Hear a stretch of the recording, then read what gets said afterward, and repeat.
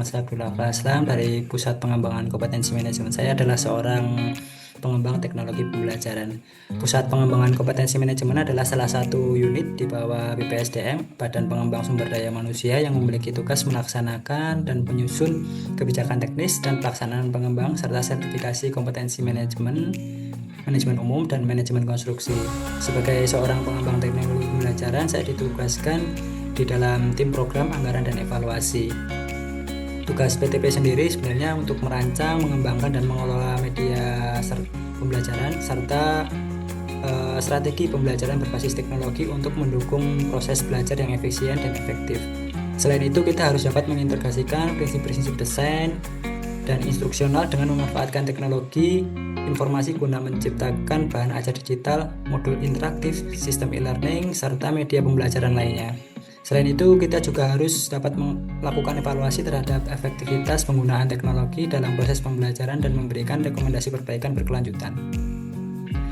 Tantangan yang saya hadapi pada unit kerja saya dan tim program saya adalah bagian evaluasi.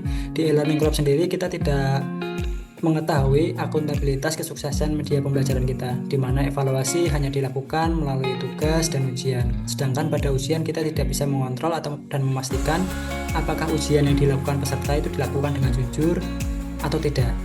Sehingga selama ini kita evaluasi hanya input nilai dari ujian yang tidak bisa kita pastikan benar atau tidak hasilnya. Karena pada dasarnya banyak kasus di mana ASN yang mengikuti e-learning ini hanya sebagai gugur kewajiban 20 JP per tahun.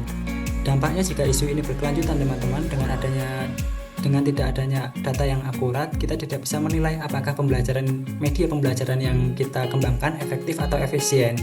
Selain tidak dapat mengembangkan kompetensi ASN, kita sebagai pengembang pembelajaran pun tidak bisa mengevaluasi apakah media pembelajaran kita sukses atau tidak, sesuai atau belum, dan efektif atau tidak. Jangka panjangnya adalah dapat menghambat terciptanya ASN-PU yang kompeten.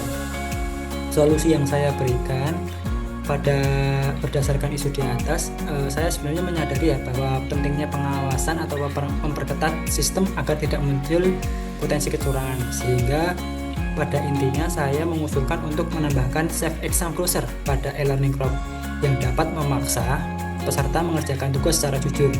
Atau lebih baik lagi jika terdapat pengawasan live stream pada e-learning club berupa live stream webcam peserta, sehingga petugas atau admin dapat mengawasi berjalannya e-learning. Dengan pelaksanaan e-learning yang demikian akan membuat hasil evaluasi pembelajaran menjadi lebih akurat.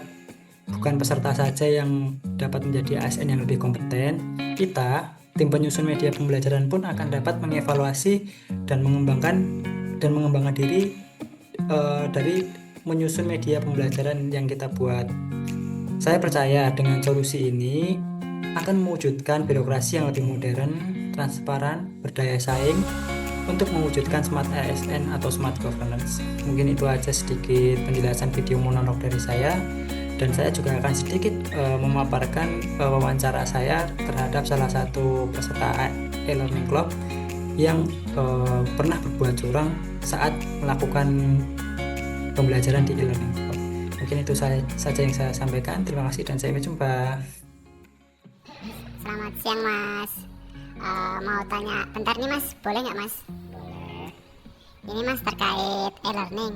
Kira-kira Mas pernah ikut e-learning di klub nggak, Mas? Pernah.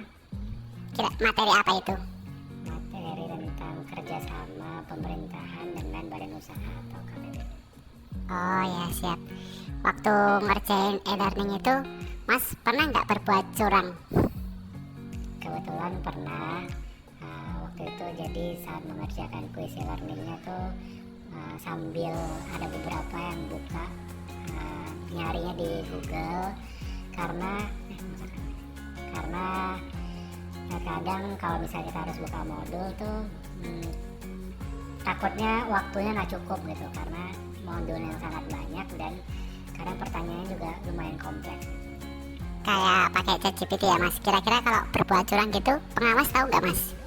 Harusnya sih nggak tahu karena kan namanya e-learning salah satu kelemahannya adalah tidak ada monitoringnya juga gitu kan. Jadi ya seperti itu.